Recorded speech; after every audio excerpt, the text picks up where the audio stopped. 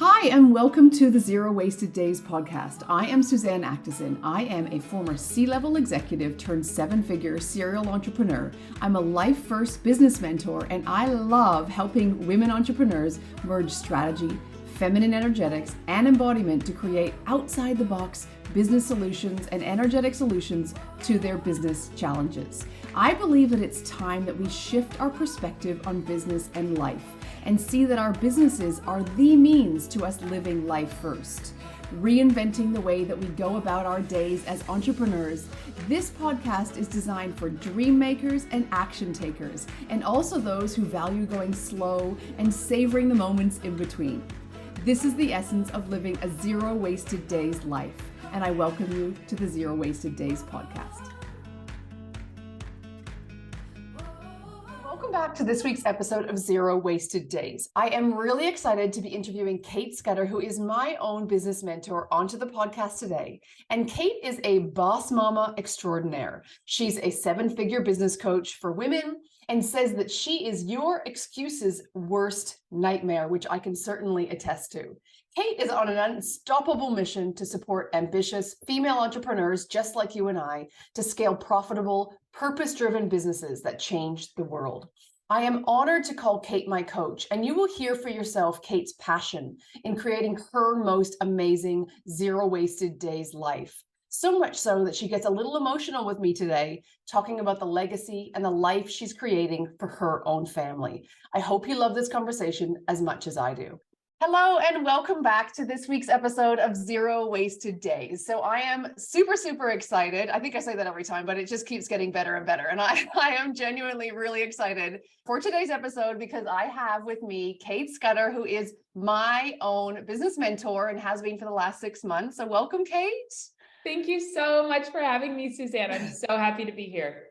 Yeah, you were on even I think before we started working together, I'm like, oh, she's living the zero wasted days life. She's, and obviously we ended up starting to work together, but you've always been on my list of people that I kind of bucket list of potential podcast guests. And so I'm always kind of pinching myself when I'm sitting here having these conversations. And if anything, I'm getting lots of, this is episode, I don't know, what are we in? Like maybe the first 10 episodes and getting lots of beautiful feedback. But I think just personally, if I could be just truly selfish about this, I'm having the best conversations with totally women like you for, an hour once a week or maybe even more. And so, just purely selfishly, this is filling my heart on a weekly basis. I love it. So juicy. It's definitely one of the best things about podcasting, and I'm so happy to be here.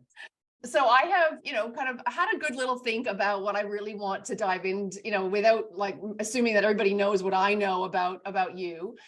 And one of the things I can see from what I've seen on your website, when I've watched your TED Talk, just really kind of analyzing, Cait Scudder, is that, being you has not necessarily been easy. And I'm going to explain. So, I know through stories that you've told, and I hope that you feel comfortable sharing as much as you can. I'm an open book, baby. Bring it out, whatever it is. That, really getting back to who you truly are and becoming the woman that you are today. You've lost friends in the process, people I guess you thought were friends, and speaking your truth and, getting back to that person that you've always been has been, a journey. And I think, people assume that, you've always been this person who you are today, and, it's all kind of come easy. And sure, we know that there's been challenges and difficulties, but I think this story hit me in particular, if you know the one that I'm talking about. And I would love you to tell us a bit more about, who you've become and what you've had to kind of lose and shed along that way. So good. Yes, I love it. Just going straight for the juicy. For the jugular. So no intro needed. I don't need to know that you're I love it. Coach. No, yeah, blah, blah, blah, blah. Yes, so good. I'm assuming you're talking about my wedding and my bridesmaids. Yes. Yeah, okay, totally. So the journey to becoming who we always are, I feel it's like so Joseph Campbell, but for me, I started my business without going into the huge long backstory. I started my business in May, was it May or June? One of the two, right at the end of May, I think, of this is my anniversary month. So 2017, you guys. So this is going to be coming up at the time of recording this, my 6-year anniversary in business, which is wild to say. But I was not like, oh, I had the idea to start a business and then I did it the next day and became a millionaire. Like, that's not my story at all. I moved to Bali, where I started my business at the very end of 2015. And I spent a year and a half. So from the time I moved there to the time I finally started my own business, it was like a deep period of self-doubt, questioning myself, watching other people doing it, starting to like open my perspective that online business was a thing and building a brand was a thing, and that one could just aggregate all, like I could aggregate all of my skills, brand it, and sell my essence and my skill set as like, it was just a time of really computing that was a possibility. I had come from academia and previously was a teacher. And so it was very much like you show up between these hours and pour all of your essence in. And my most recent full-time job before moving to Bali, I was making $38,000 a year, working probably 65 hours a week at a small private school. And I was like, so grateful. You know, I was the young, bright-eyed, bushy-tailed, young 20-year-old without a family. So I'm like, sure, extracurricular, like pay me $400 for an entire season of work. That sounds great. You know, I was coming from this place of like a real, I don't even want to say scarcity mindset, because it wasn't like, oh, there's not enough. It was, I don't come from a family of wealth. I went to a very successful, you know, a very fancy school in New England, but I got into that school, quite frankly. I had great grades, but I got into Amherst College and went there, and then Smith College for my master's. But I got into Amherst because I was a basketball player, an athlete. And so anyway, coming from this like performing focused background, that's actually where I met this group of girlfriends at Amherst College. And all of us were teachers, humanitarian workers, worked for nonprofits, very like lofty ideals of how to be in the world and what it means to be a good person, a person of privilege. Everyone, you know, going to Amherst College is in certainly a position of privilege, and what to do with that. And so fast forward, when I started my business in May of 2017, I really had started to, I built up that courage over that year and a half of sitting on the sidelines. I'd finally, within the like 4 months prior to that, hired a mentor, a couple different mentors actually.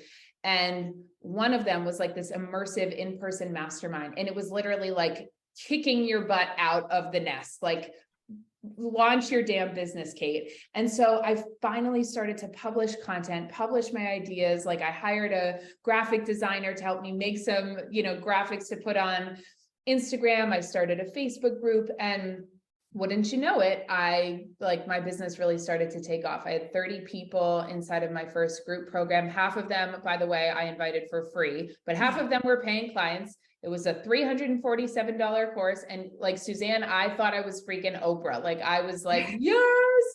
And I was so happy about that. And right after that, I started to sign private clients, booked out my private practice, and it really just started to unravel from there. I made 6 figures in my first year, scaled to multi-6 in 18 months.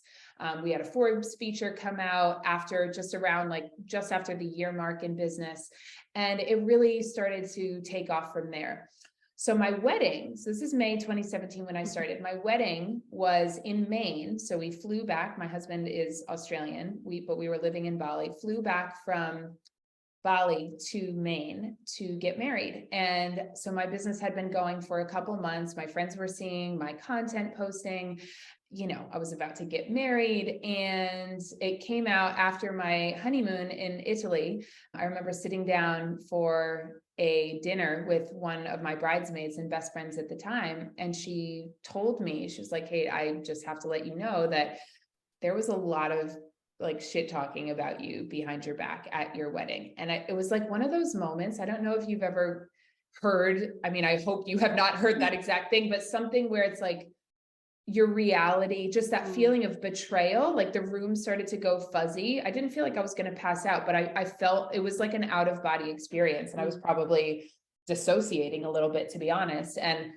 I was like, what are you talking about? And she's like, well, some of the girls think it's like quite weird that you're posting on social media, that you like do these photo shoots. I mean, literally, Suzanne, like it was like, how weird. And totally. And that you basically like that that you think you're like hot stuff. And I had broken some secret code that to be a woman of privilege, to be intelligent, to be articulate and skilled, like means that you are subscribing to a career where you don't get your needs met and you under-earn. And it was so clear to me. I mean, after processing it and like doing quite a bit of therapy after that experience, that like this unspoken contract was to belong means that you can shine. You're like the brilliant, funny one, but to like be talking openly about making six figures, to be publicly championing women to take up space. Like we don't do that. And we're uncomfortable that you're doing that. And there were other things that I won't get into, but it really shook me. And I remember just like sobbing to Toby and saying, and crying to my coach at the time and saying, like, maybe this business is not for me. Like maybe I really am selfish and superficial and blah, blah, blah, blah. And it really took, Suzanne, me like sitting with that feeling of like so much betrayal, so much heartache, so much shame. Like, am I this shallow, terrible person? And really sitting with myself to be in the discernment of, wait a minute, am I truly going to contort my essence and muzzle my expression and make myself smaller to belong inside of a circle that is quite literally telling me that being in my full expression is too much? And it was a very painful experience, but one I am actually so profoundly grateful for, because it became so clear, like, hell no, I will not abandon myself to belong to this group. And I mean, there's so much that I could say about the qualities of like lasting sisterhood and friendship, and like that ability to become, ourselves on a physiological level are totally new every 7 years. Our essence, while maintaining threads of sameness, is constantly evolving. And so in relationship, to both be, to hold the people that we journey through life with, whether those are our close friends or partners, whatever, with this essence of just like continual curiosity and who we're unfolding into, I think is so important. But I think on the business owner side, I am so grateful for that threshold moment, because I literally could have just closed my doors and closed my books and said, I'm going to go get a teaching job. I will go get my PhD. I'll be an academic. Like I'm going to do something else, but it's not safe to continue to shine. And it's like profound to even share that, because not only would I have made millions of dollars less, literally like over $20 million in client revenue over the last 6 years. I think about all the money that wouldn't have gone into the economy. I think about all of the women whose lives and trajectories have been shaped by some semblance of my message or us working together. I think about the way that my family life has unfolded. And it is like, quite literally, I think all of us to a degree are faced with this question of, if my worst fear comes true, if I truly lose love, if I lose a sense of belonging, if some past relational contract severs because I rise into my fullest expression, is that worth it? And I think we need to be prepared to let go of and of naturally evolve out of any relationship that requires us to abandon ourselves in the process. I love this, because on the flip side of that question of what's the worst that can happen is, I was listening to Mel Robbins this morning. Yesterday was a public holiday here, so it felt like a very Monday, and I was feeling a little bit energetically sluggish. And so, I chucked Mel on while I was in the shower. She has that kind of motivational ability. And she was talking about, but what is the upside? What's the best that could happen, if you didn't do this? And I think answering that question, you start to see, like, like you've said, the people that whose lives you've touched, the impact that you've made. And I think that that's where, so many of us who feel like we are made for more and have more to do in the world can just say, well, yes, the worst that could happen is that I lose my job, I lose my friends, I fall on my face. What's the best that could happen is where my, brain kind of turns on and starts to send fireworks. Oh, 100%. And I think there's actually something so liberating about getting like still enough inside of ourselves, inside of our nervous system, to actually examine the question of what's the worst that can happen. Because often it's the like nebulous fear and like impending sense of doom of the worst happening that is the hardest part. There's actually something so liberating about looking at, oh, the worst that could happen in this situation is that this circle of women is not the dear, close friends through like unconditionally, no matter what, that I thought. And the worst that could happen is that those relationships go away so that my truest essence gets to continue to shine.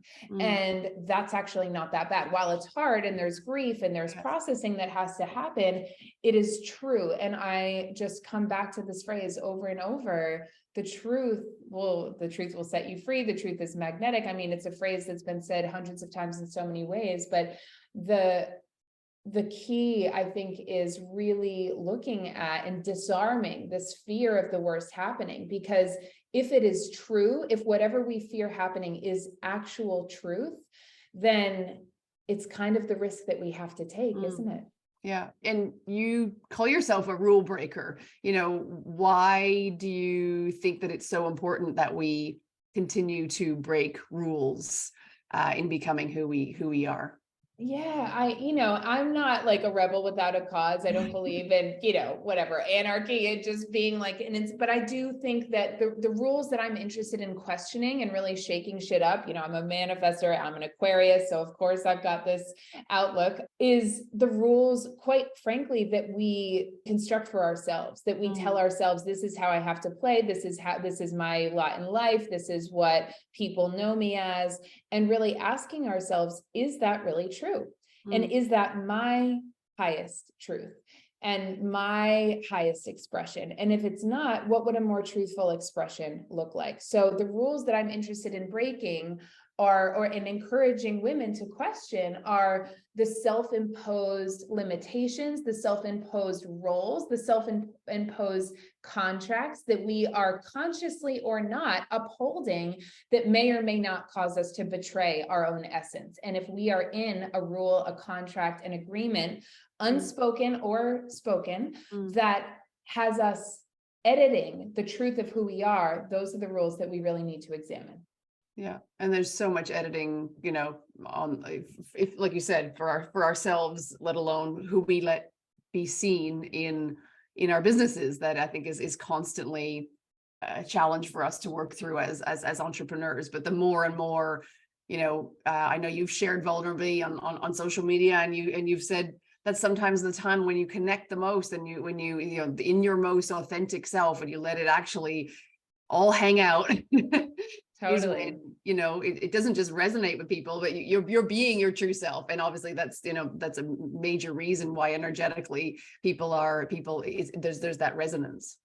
Totally. And it is reminding me, as we're talking about this story, I think also there are going to be people who are uncomfortable when you show up in your truest essence, whether it is radiating the fullness of your beauty and radiance and power, whether it is sharing your vulnerability. Like the mirror, there are going to be people who are like, oh my gosh, this is so beautiful. Thank you for sharing this way. Your liberation work that you have done on the inside that is showing and manifesting on the outside is part of my healing process, is serving me on a deep level. And then there are going to be people who say, that's so cringe, that's uncomfortable, stop. And it actually has nothing to do with us. But in both cases, right? We are being the expression of who we are in the world, feeling that comfort with letting more and more of ourselves be seen. And our expression is meeting others where they are and are at in their journey. And for some, it is going to be a flare of permission and possibility. For some, it is going to be cringe AF. And I think it's so important to remember that it actually has nothing to do with us. Our job is not to control, manipulate, or try to engineer a certain other people's favor of us. Our job is to be authentic. Yeah. And there is somebody out there for everybody. If you know, if they don't resonate with you, then there's going to be somebody else that's out there. 100%. One of the things I see a lot with high performing women, and something that I have suffered, quote unquote, suffered from myself, is actually the fear of success. And I know that you did a TED Talk, I've listened to it. And one of the variables that you say is, you know, one of the biggest challenges that not all of them, people can go and watch your TED Talk for the whole thing. But one of the fear of success is a really interesting one, because, you know, a lot of women that come into my world have achieved a certain level of success, you know, once or twice. And, you know, there's this thing holding us back and it's obviously ourselves. And it's the question of, you know, can we possibly do it again? But if we are women who are desiring more and who feel like we want to continue to contribute in the world and shine brighter, you know, how do we overcome this fear of success? And, you know, you obviously see it within your own clients, me included. And I'd love to hear your perspective a bit more.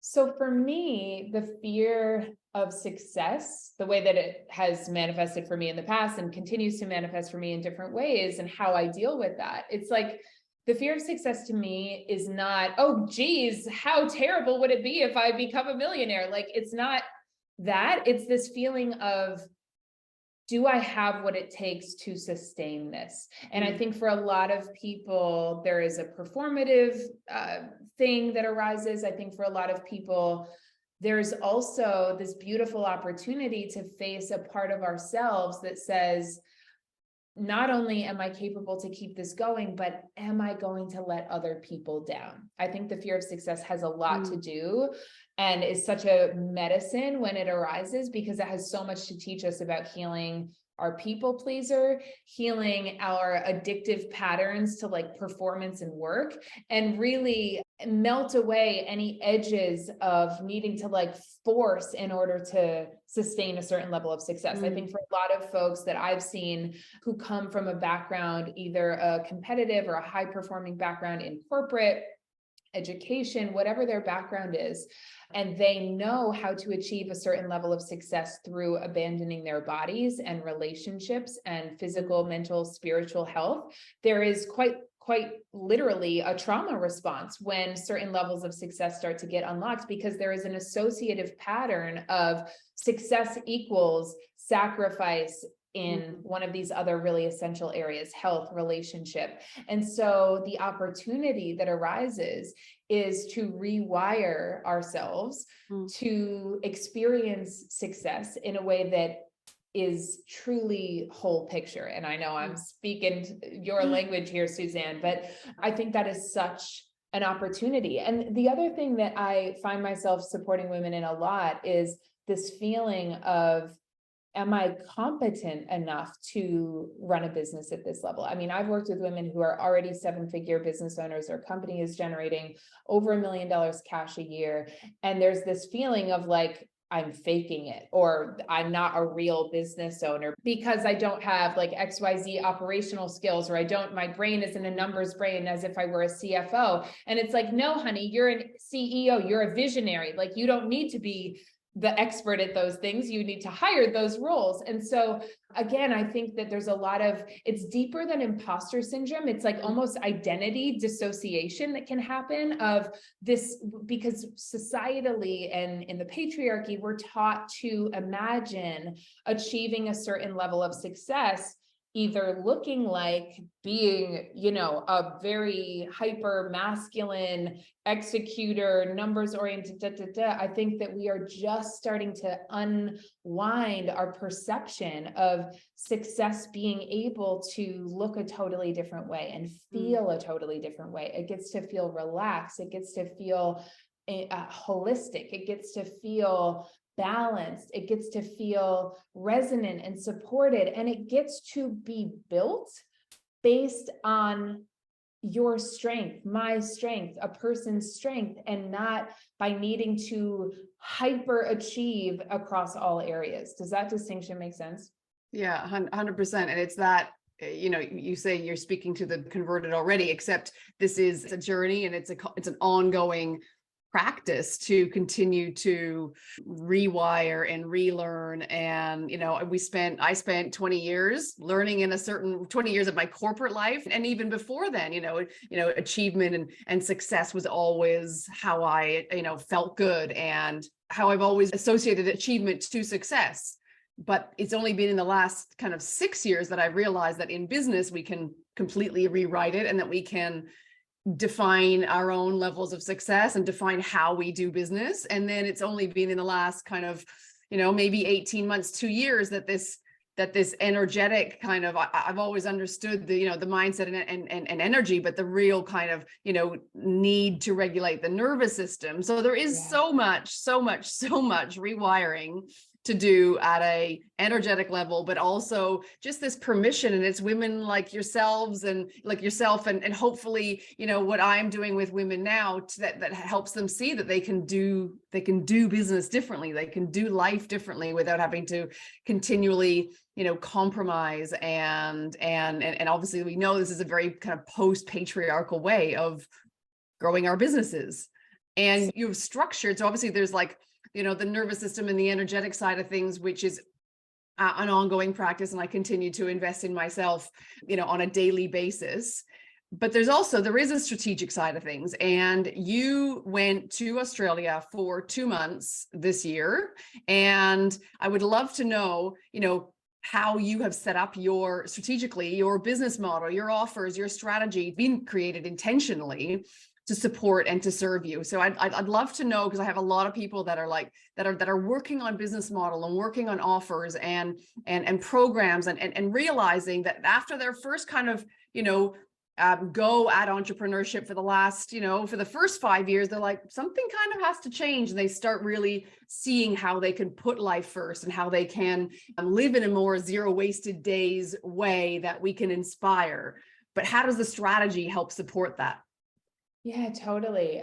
Such a great question. So we did go to Australia for 2 months. My husband is originally from country New South Wales, but all of his family, and most recently he lived in Sydney before he moved to Bali. So Australia is definitely part of our family puzzle. It is just, it's our other home. And I know, having home in 3 countries, Suzanne, what it feels like to have that sort of split. So for me, it's a non-negotiable that my business allows us to travel. I don't have any interest in being a digital nomad again. I've done that, but to be able to move our family for a couple of months to live out of a different part of the world in a different time zone is essential. So for me, having a business model that allows me to continue the other actually relevant thing I should share for your listeners who may or may not know this, I have 2 young kids. So I have 2 kids under 3.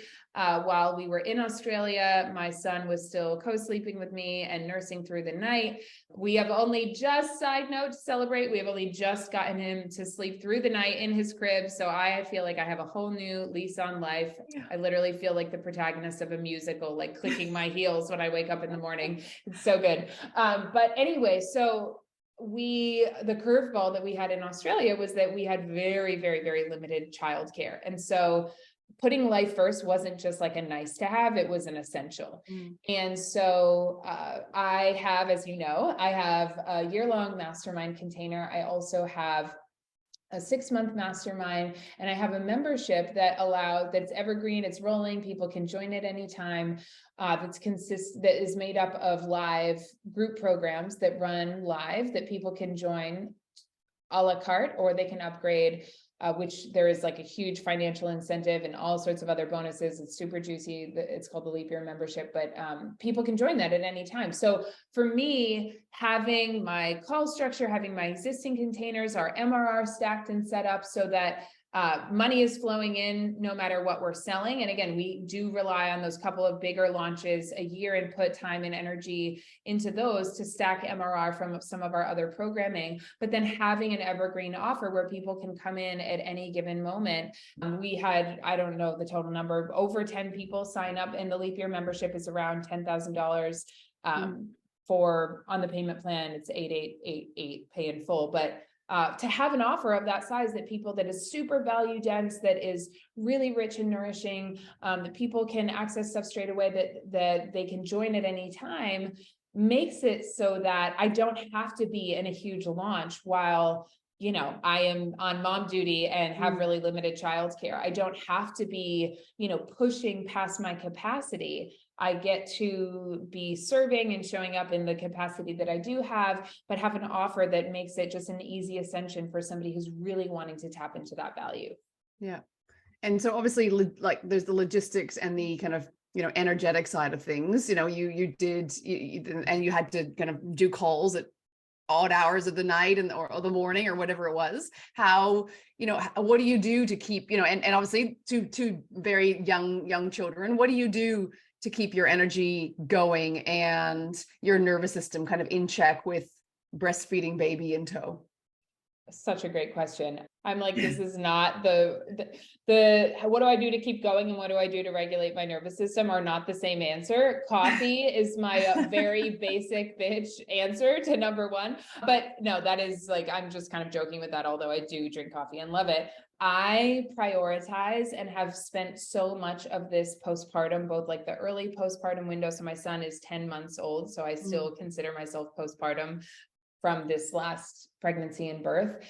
I have really prioritized my physical health, Suzanne. So like nutrient, like it is a non-negotiable to me. I'm not just like, I'll grab a granola bar for breakfast. I'm like, no, I need farm fresh eggs, organic bacon. Like I am like front loading so much nutrition in all of my meals. I don't skip meals. I really prioritize my health, not at all from a place of wanting to quote unquote, get my body back or like be a certain weight, but from a standpoint of like cellular nourishment, it's just an absolute essential. And then for me, sleep. So like I said, while I was in Australia, sleep was just broken because of, and I don't mean broken, like every night was terrible, but it was broken up. It wasn't sleeping consecutively through the night. And so napping at any time that I possibly could during the day. Now, I mean, they say sleep when the baby sleeps. For me, it was like sleep when your kids sleep, take a nap in the afternoon.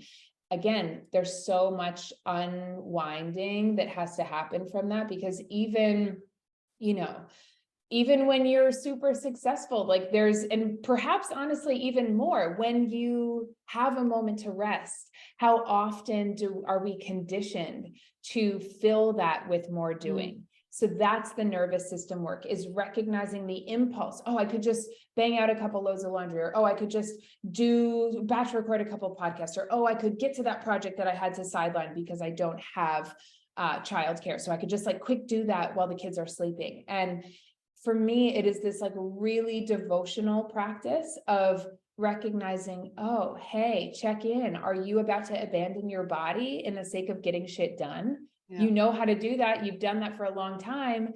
You did that for a long time in your past, you know, iteration, but we don't do that anymore. So it's like having those non-negotiables with self and those moments built in to down regulate. And for me, it was like literally get in bed, have your phone on the other side of the room on airplane mode, and just like shut the blinds. And in that environment of like removing stimulus. And I think, you know, for myself, I know that I need to have my phone out of reach because it is just too compelling to do shit, check on shit, not even like scroll mindlessly, but like get on Slack and work with team on things. And so it's really setting yourself up for an environment in your physical space to remove nervous system activators and to really support that down regulation. So whether that is drawing the blinds and making a dark, cozy environment, whether that's putting on some sort of playlist, whether that's taking a bath if you don't want to sleep, like whatever the thing is, but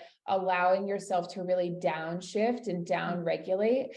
And I think that the energy work combined with that somatic work is rewiring and building the capacity to trust that rest supports wealth. My rest supports my business growth. And I think that there's a lot of skepticism around that for a lot of people. And we need to be willing to die that identity death. And that might sound hyperbolic, but I actually don't think it is at all. I think so many of us are so conditioned after years and years of working in a certain way that we quite literally fear that if we stop pushing, we will collapse. Our business will collapse. We will never make another dollar. And we have to be willing to enter the void to sync up with a different rhythm, to learn a different way. Yeah, 100%. I prescribe to all of what you're mentioning. And, one of the things you mentioned is in nourishing your body with, beautiful organic food and eggs. And I want you to tell me about how what your chickens and this has nothing to do with your nervous system. And I loved everything that you said, but it's a really good segue into it. And your new dwarf goats have to do with your dream. Yeah. I mean, I wasn't expecting to feel emotion when you just asked that. I mean, I was just out walking on our land earlier. I was sending a video to someone and my chickens were like literally in the background of the video. I'm like feeling emotion because it has everything to do with the life I'm giving to my children. It has everything to do with, the magic and the mystery I feel every afternoon going out to feed the guinea fowl and feed the chickens and collect the eggs. Like Ella, my 2.5-year-old, she is just like wide-eyed with wonder and like, hi, Gales, and just so cute. And her little like half Aussie, half Maine accent, but just that she gets to have this life of deep interdependence and relational harmony with the earth and the natural world, that she gets to see and be so close to the true heartbeat of abundance and what it looks like to be in a reciprocal relationship with a piece of land and with animals. It has everything to do with legacy. So, I love making great money. I love all of that. And for me,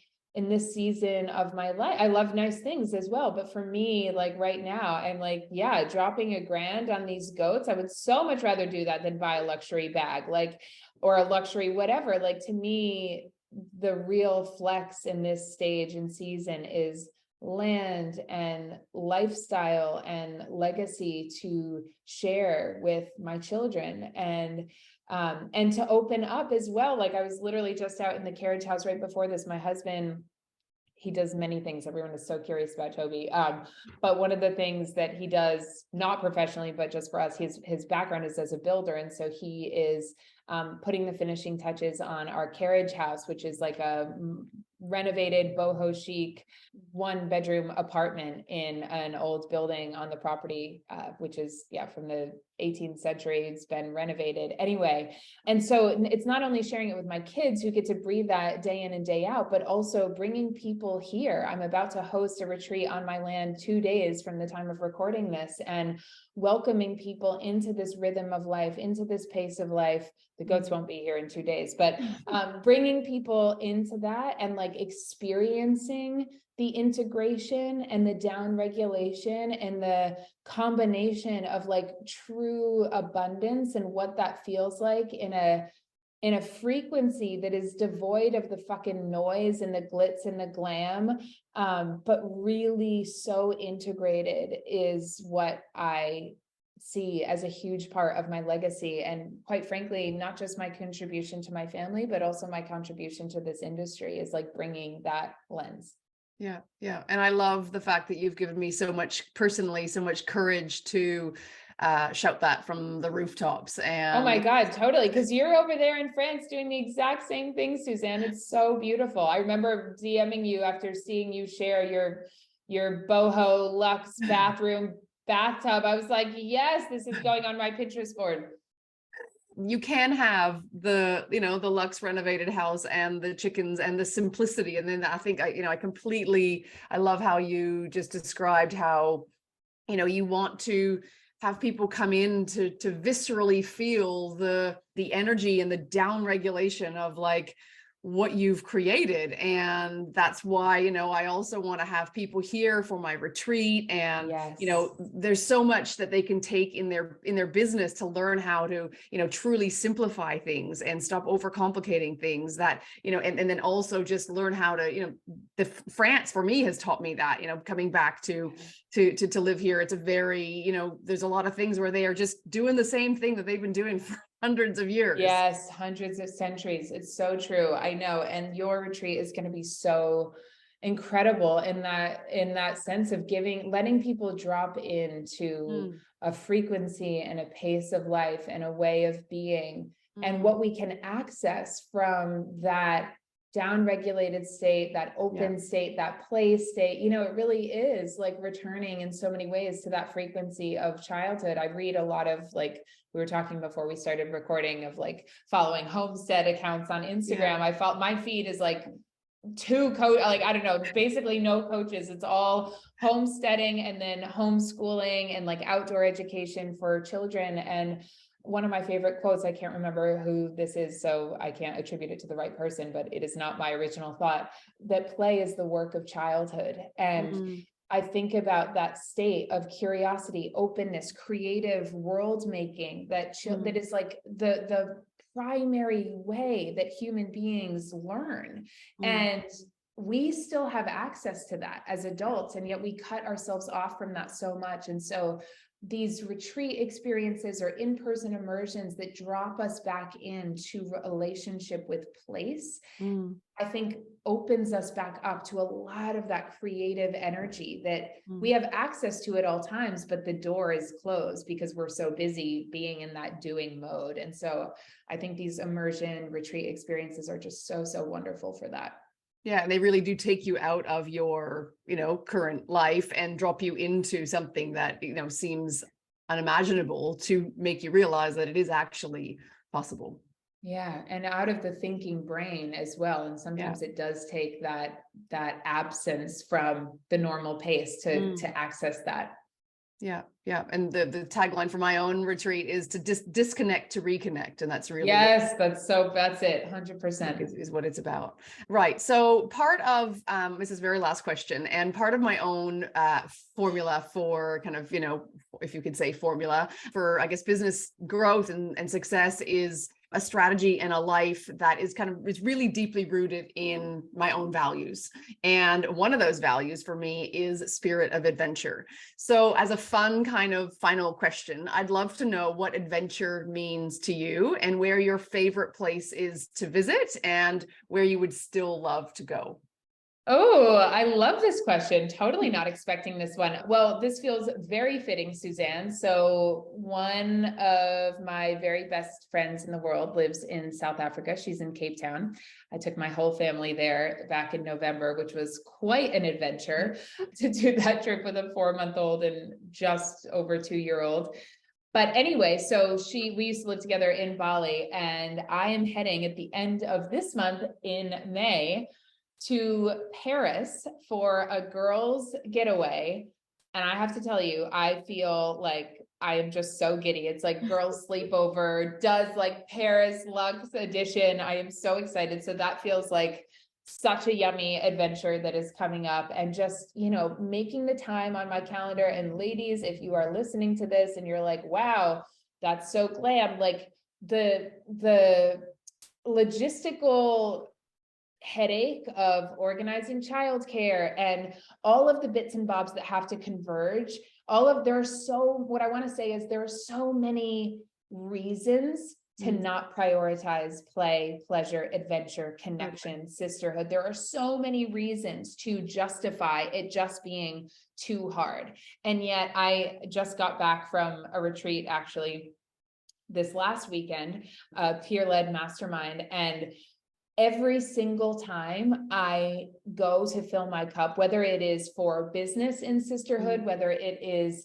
just a soul sister refill, I come back invigorated with a new perspective, expanded. New clients always reach out. It just seems to always work that way. And so prioritizing that is just so important. So Paris is definitely a portal for play and pleasure. And I have that coming up very soon, which I am so excited about.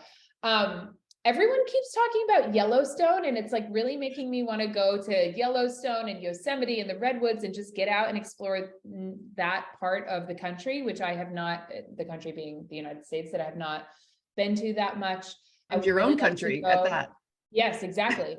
I would love to go to Hawaii. I would love to go to New Zealand. I'd love to go to Tasmania. So we go back to Australia every year. That's because we don't have a ton of time there. We don't live there. Sydney and, in and around the couple of places, our land and country New South Wales, and then up the Central Coast is where we tend to stick to. But I would love to go to Tassie and see that part of the country.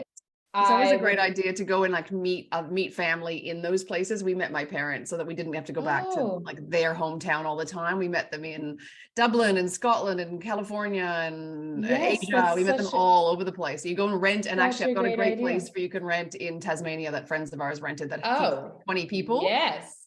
And it's on the water. Anyway, something like that would be beautiful. Perfect. Yes, I love that. Totally.